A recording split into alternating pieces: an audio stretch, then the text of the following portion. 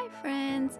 Welcome to Race to Rise podcast, a place where we discuss bite sized wisdom nuggets with easy to follow practices to live a better life. I am your host, Mital Patel, a parenting junkie, Ayurveda enthusiast, and an advocate of conscious living.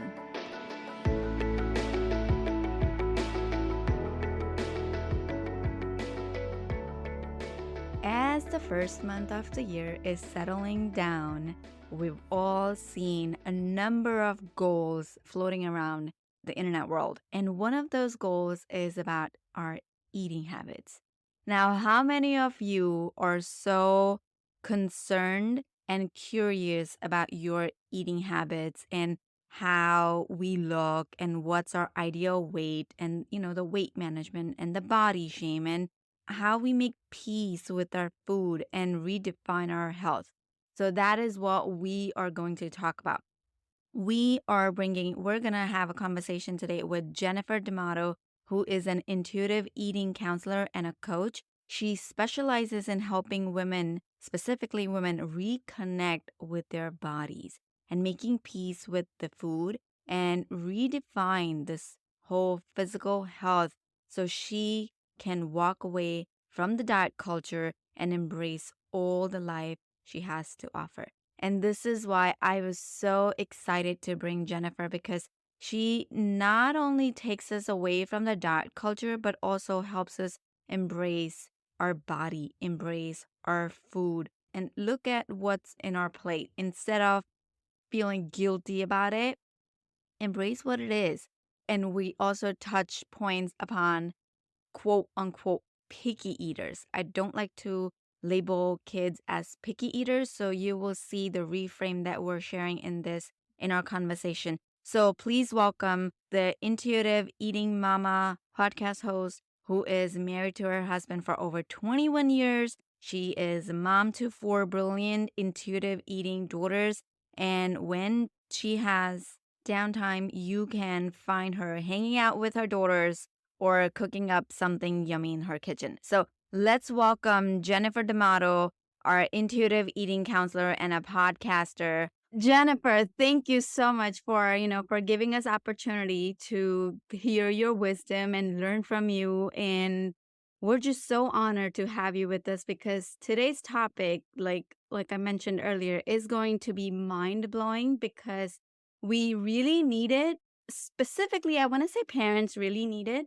I mean, everyone needs it, but I believe that, our kids are watching. We're the first role models for our kids. Like we were talking about right before recording our conversation, we were talking about, leadership in parenting and how our kids are watching us. So today's going to be a mind-blowing episode. So Jennifer, thank you so much for being with us. We can't wait to hear your gem. Thank you. Thank you so much for inviting me. I love your podcast. I love your content. I love your message and what you're doing in the world for parenting. So I am so excited to dive into our conversation. I am excited. And without taking it further ado, first thing I really want to know, Jennifer, like I said, I love what you do. It was a very unique message that I get from you. Intuitive eating coach. Like, what is intuitive eating? Like, we all talk about, intuition, but when it comes to food and intuition, how do you define? Like, I would love to hear. Tell us more about it. Yeah, so intuitive eating is a self-care framework, and it does have 10 principles, that we walk through. But the best way I can describe it, especially because I know you have a lot of parents listening, is if you've had a toddler around and you watch them with food and how they move their body, that's intuitive eating before any messages have ever gotten in the way. In the very simplistic of, when those toddlers are hungry, they're asking for food. They don't worry about the content, what it is. They have preferences and they want them to be honored. When they're done, they are done. And I always say, like, done enough to have energy to go trash your house, right? Like they don't stress about it, because for them there's not all these rules around food, right? So over time, diet culture, other influences, parental influences for sure, impact how we see ourselves as it relates to food, how we see our body as it relates to food. So, intuitive eating really brings you back to how your body was meant to be before all those messages got in the way.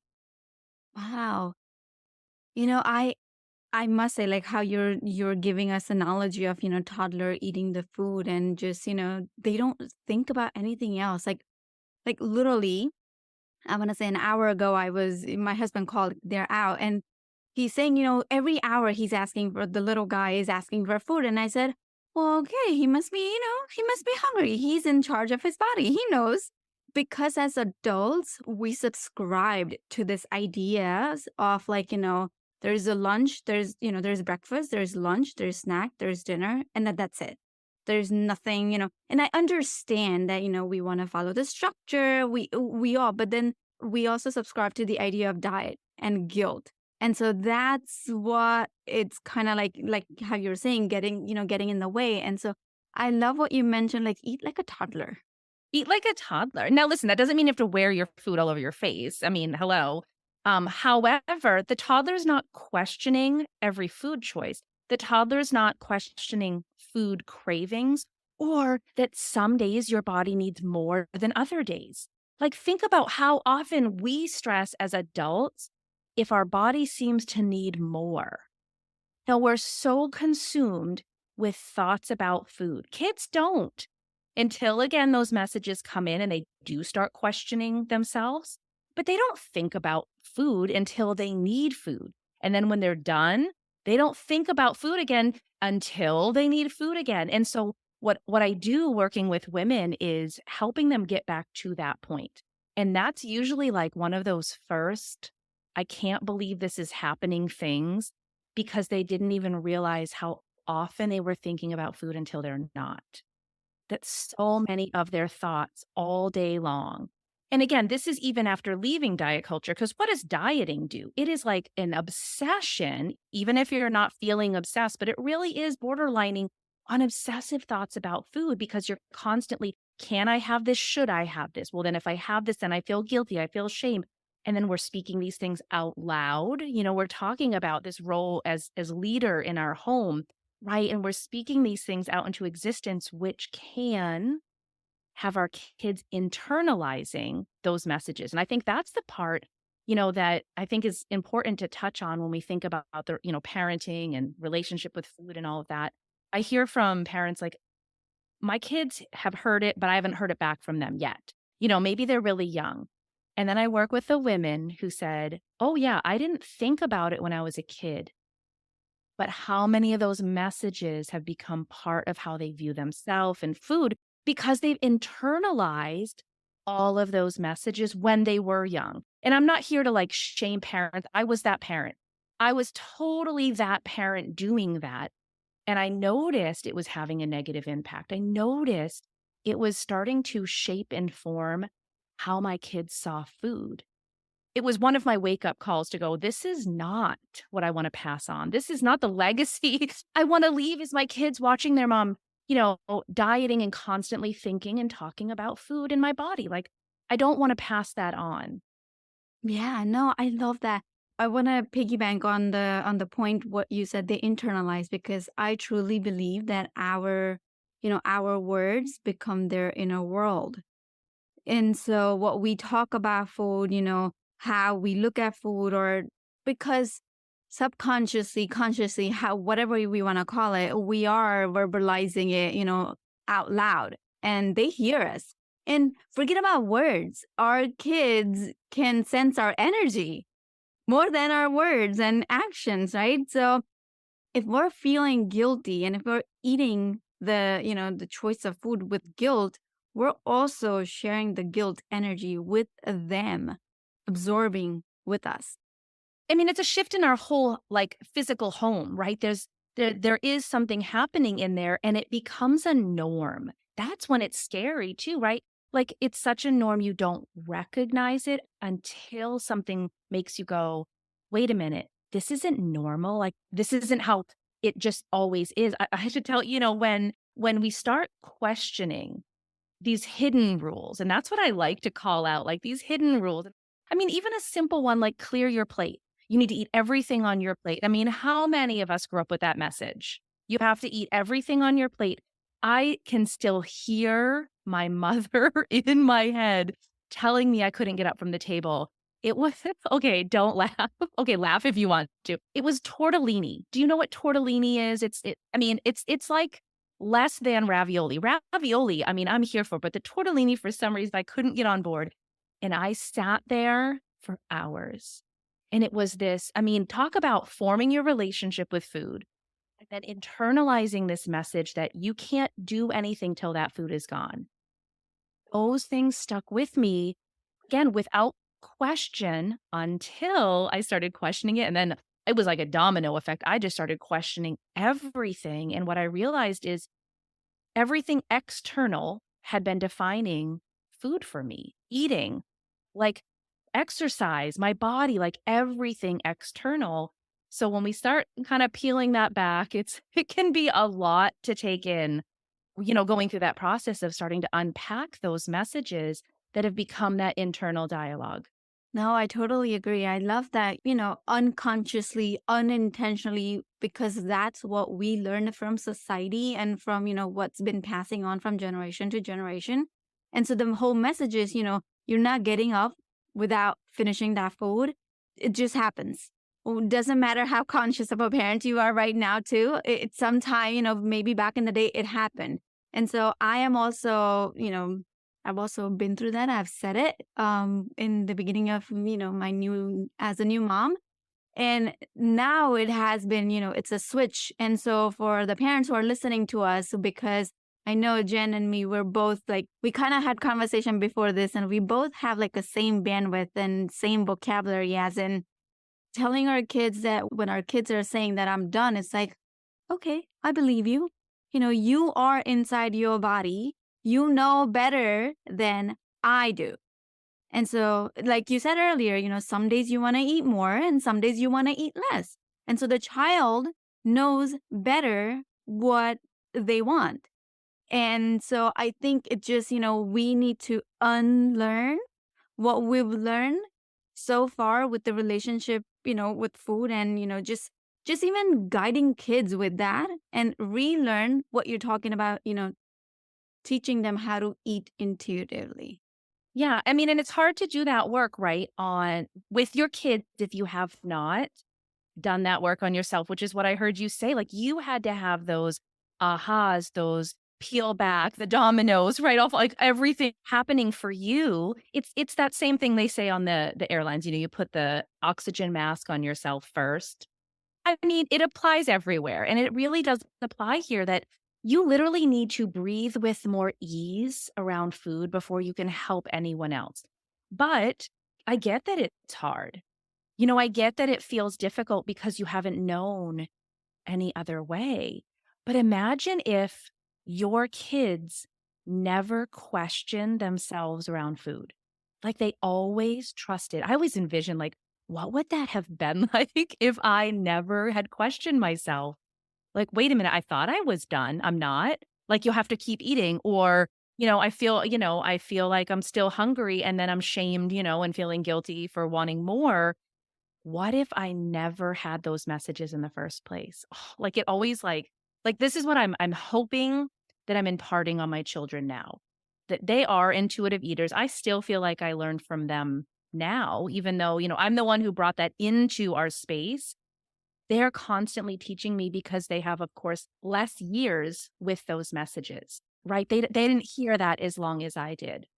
Love that. No, I really appreciate that, you're bringing that point because hearing us, and a lot of parents might be like, oh my gosh, I feel so bad that I've been doing it, but we've been there too. Yeah, how would you ever know? How would you ever know? And even if you just say one thing, one thing you do is when they say they're done, they're done. And I mean, if you want to add in like words like, I believe you, you're the expert on you, you trust your body, and you want to add that in, great. Like it's another layer of affirming for them. But even if all you do is when they're done, they're done. And even when they come back and want more, you don't question that because the reality is they're undoing maybe some of that, right? Where they're not sure if they can trust their body depending on how long that's been going on. So again, if you just, okay, well, there's X, Y, and Z available, in the fridge, and, you can have that. And I always used to have something there. They knew they could come grab. It was usually cheese sticks when they were little, cheese sticks and carrot sticks when they were little for whatever reason. Protein, something crunchy and crispy, for them. There was always, usually some crackers in the pantry as well. They would grab something if they were hungry later, without question, without doubting. And now when I watch them, it's amazing to me because there's not a doubt. There's not, well, should I? Can I? There's no, am I allowed to? They trust themselves. Again, I don't know, maybe I look at them with a little bit of jealousy. Like, I wish I had said I questioned my food choices since I was a teenager, right? Like, that's a long time to go, into adulthood to question your own food choices. Of course, you're going to project some of that. That's going to happen. I think even if you can let go of any shame or guilt you might feel for having done that as the parent and remind yourself, like, I don't know any other way, but now I've listened and I'm going, wait a minute, there's another way. There's a whole other way to be, So again, I just want to encourage that you don't know till you know, and it's hard to impart those things when you haven't unpacked your Right. own. For sure. I remember my coach always tells me when we know better, we do better. Do better. And so, thanks to humans like you who is sharing. I mean, to be honest, I had no idea that there is such thing called intuitive eating. And so I really would like to, like earlier you mentioned about the 10 principles. What are your three favorite or most important, if you want to say, principles that, we can try as a, step one? What would you say? Oh, okay. Well, my favorite and step ones are probably different, but let's just say step one is reject diet mentality.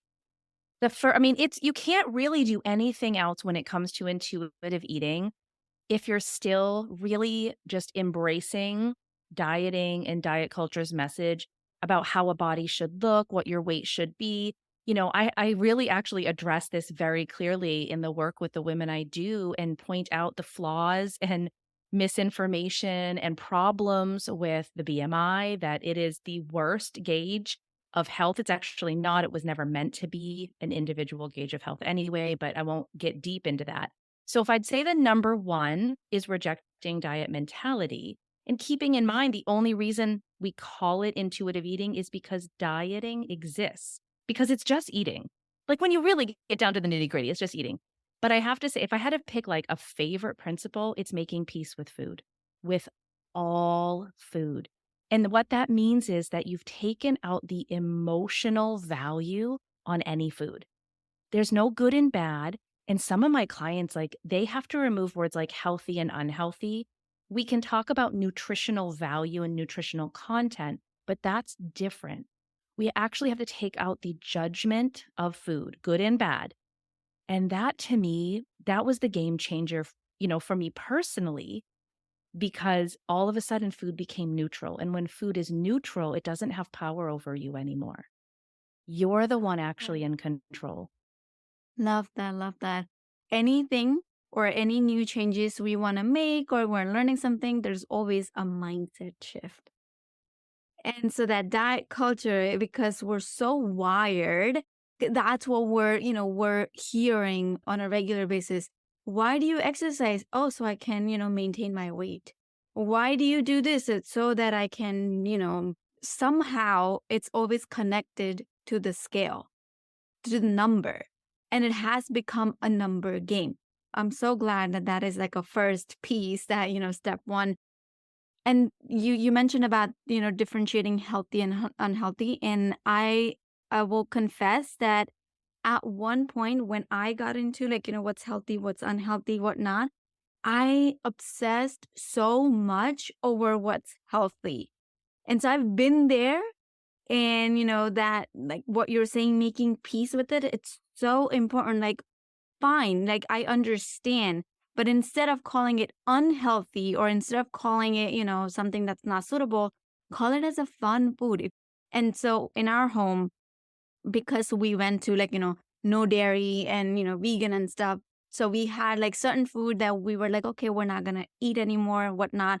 We also follow Ayurveda. So like, warm, nourishing food and whatnot. And so there was a whole category of unhealthy, quote unquote, unhealthy food in my house. And I was so obsessed about it. And when I spoke with my health coach, she's like, you gotta take the guilt out of it and treat it as a fun food. You can binge on your fun food once in a while as long as you know how that makes your body feel. So like how we said, earlier, we're in charge of our body, so we need to know if I eat this, what happens and let me know my own limits. Right? So I really love that you mentioned the whole two categories and making it neutral. So now that doesn't have, it's not overpowering you, right? Yeah. And And your so body. we don't use fun food. I like that. I call it play food. So this is a wonderful concept because if you, especially if you're going to explain this to kids, and this is something I do work with a lot of moms and they want to make changes in their home. Kids understand play. So you can relate that to, we spend a lot of time learning, right? Even if you just look at their school day, if you just want to give them that example and you spend time, learning, that's, your high nutrient value foods, right? that are really, really great, make your body feel wonderful. But what kind of day is it if you have no recess, if there's no play? But if there's no play in your life at all, and maybe, I mean, we could talk, obviously, that's a much bigger issue when we're talking about adults that are you incorporating play? Because maybe the only play you have is with your food. And then you're feeling bad for incorporating play, but it's because there's other areas of your life that are lacking. I mean, that's all, again, that's another topic. But if you want to explain this, even for your own brain and explaining it to kids, is play food has a place. I mean, all food has a place, but when we look at it and we say we need both. We need to learn, right? We need our education time and we need our recess. Yeah, we need both. And if you, again, I don't get into percentages and how much work you need and how much play. I'm just saying we need play and we need fun food. Again, when you take out the emotional value, and all food has an equal playing field emotionally, what happens is in our brain, that restriction is lifted because what causes that overconsumption is the restriction. And of course, diets aren't going to tell you that part, but that's literally what happens in your brain is when you know something is off limits, what do you think about? What do you want? What do you obsess about? When you get it in front of you and you haven't had it for months and months and months, all of a sudden you feel out of control. It's the restriction, even in your thoughts. I shouldn't be having this causes the overconsumption. Okay, I need to pause and I need to like, that was so good. Like, the restriction, the shoulds, how the shoulds play out in our life. We don't realize it. They overpower that. Okay, I can't do this. And, I should be doing this. I should be eating it this way. I'm glad that you mentioned like your restrictions is what makes you indulge, makes you do more. That's where it goes on an extreme level. Now, one question that I always wanted to ask you, society has taught us to label our kids as picky eaters. Now, everyone who's listening to us, they might be like, okay, Jennifer and Mital, I hear you guys on intuitive eating, but then what if the child only wants to eat A, B, or C? And so, they're picky eaters. So, what do you have to say to those parents? Yeah, any labels for our kids are no good usually, right? Like being labeled a picky eater, man, you carry that. You carry that. So, first and foremost, I don't think they're picky. I think they're actually extremely intuitive. I've had 4 daughters, so I've been through quite a variety in those 4 of eating and eating patterns. And what I learned was they have their own preferences and they go through changes. There's things they like, that now they don't eat. And then there's things that they wouldn't eat before they eat now. I did have one child, and this is, I mean, it still blows my mind. One child where all she ate for protein was hot dogs. She would not touch anything, and that was like a year. I seriously was starting to question if she was okay, but she just was did not want anything else. Didn't label her a picky eater, was just like, "Okay." I had another child who dipped her broccoli in ketchup. Oh, but could that was the only way she could eat it. So, what I learned was they weren't picky. They really were exploring or limiting based on what they believed, their body didn't like. Now, we did a lot of different things where it was always available, where you could try it. I didn't really try to put a lot of pressure, like the one bite. I know some families do have those rules of, the one try it bite, and we did that. But what I did was exposure therapy. Really, I just kept putting the food there. I just kept having it. It was always available. I never like catered and had multiple meals being made. There was always things available to eat. Sometimes it was cereal. That's what they ate because they didn't enjoy the meal that I made. But I never put the label of picky. What I tried to do was just acknowledge their intuition. You know, as adults, we want our palate honored. Like, if you put sauerkraut and mustard in front of me, listen, I don't wanna be in the room. I don't want it near me. Like, if somebody tries to put that near my meal, like, please, my husband, these are things he loves, so I'm like, "Get it out of my space." I just don't like it at all. I have a preference, right? There's things I know I don't like. What if? What if those kiddos know they don't like something? What if they're not picky, but they just really trust, "I don't want that." And sometimes it's a phase. What I see happen is they do go through phases, the hot dog phase, the broccoli ketchup phase, and then it ends. When we don't highlight it and put the pressure and insert guilt, sometimes those things just kind of work their way out. I mean, my oldest now, when I watch, she eats just about anything, and she would have been labeled a picky eater for at least a couple years of her life. And she's totally not, right? And again, I'm so glad they didn't take that route. But again, what if you spin it? What if you start using, again, some different language? Yeah, like you must really know your palate, what your taste buds, talk to kids in kids' term. Like your taste buds like certain things, and even notice like what kind of things do they like? What flavors? I just had a client of mine in our group where she had always said, "He's a picky eater, he's a picky eater, he's a picky eater." And she just didn't know what to do. And we talked about this of really just backing off completely. I think she had stopped calling him a picky eater and using the language, but really said, "No, bud, it's okay. You don't have to have that." And the kid was floored. I think he's either 9 or 10, somewhere maybe 9 to 11. And he was like, "What? I'm what? I don't have to eat it?" She's like, "No, what's happened," and it again, I'm not saying this is everyone. Over the course of about 4 weeks, he tried 2 new foods because the pressure, it was gone. It was gone, and it wasn't sometimes our kids really just prove to us again and again that body autonomy is a real human thing. And they sometimes just want to exercise their autonomy like, "I know what's best for me." And sometimes they do it at 3 years old, 5 years old, 15 years old. They just want autonomy. It's something we have, or maybe something we have unresolved because we didn't have autonomy. I wasn't allowed to have any say in what was served for dinner. And I'm not saying my kids have a say. Actually, they do now. I'm like, "What do you guys want? Because I don't want to cook. Just tell me what you'd like me to make." My kids, because they do eat a variety of things now, but I didn't have any say. And I felt like that's how it should be, that, well, eat what I made and you're going to like it or you're going to wear it. Oh my gosh, I'm having flashbacks to my childhood. Um, like, these are the messages, right, that I took into parenting, and a lot of us, like, when we start digging deeper into food rules, that's one of the other principles of intuitive eating. What happens is you identify these things you've believed have just been the way it's always been, but they're not the way you want to live. They're not serving you. They're causing a disconnect between you and your kids, you and your own body.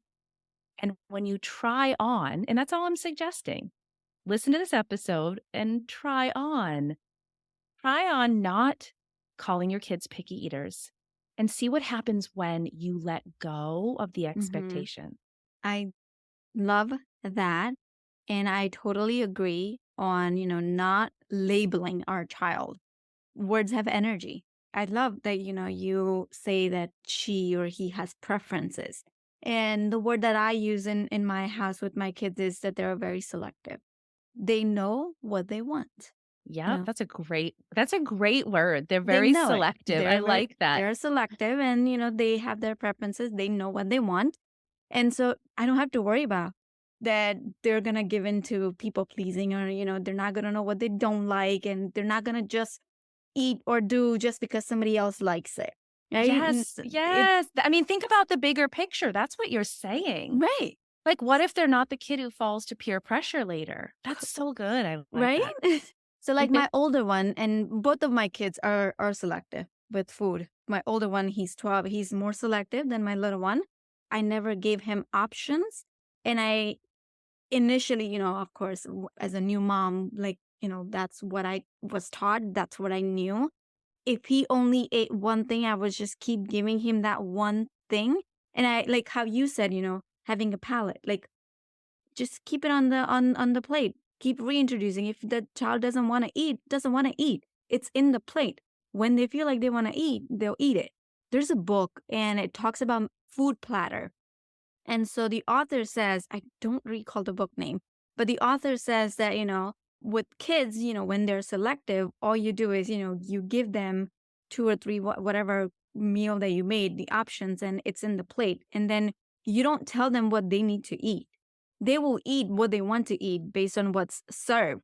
And that's what the options are. So, and we've made that mistake in my household too. Like, whatever food we made, the child doesn't want that thing and they want us to make something else.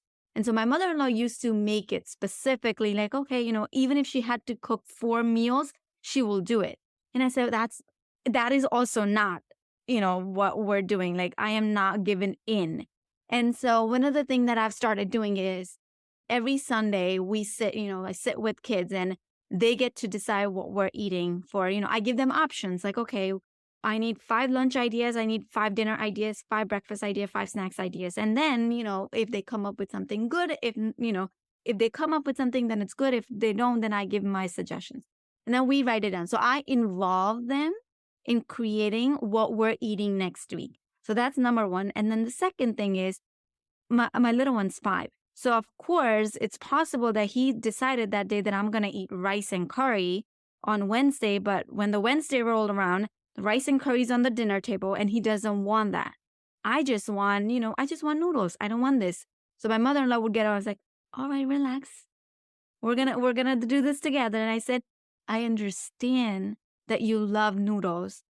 We'll think about putting that noodles in our menu next week because this week you already made the plan. Remember?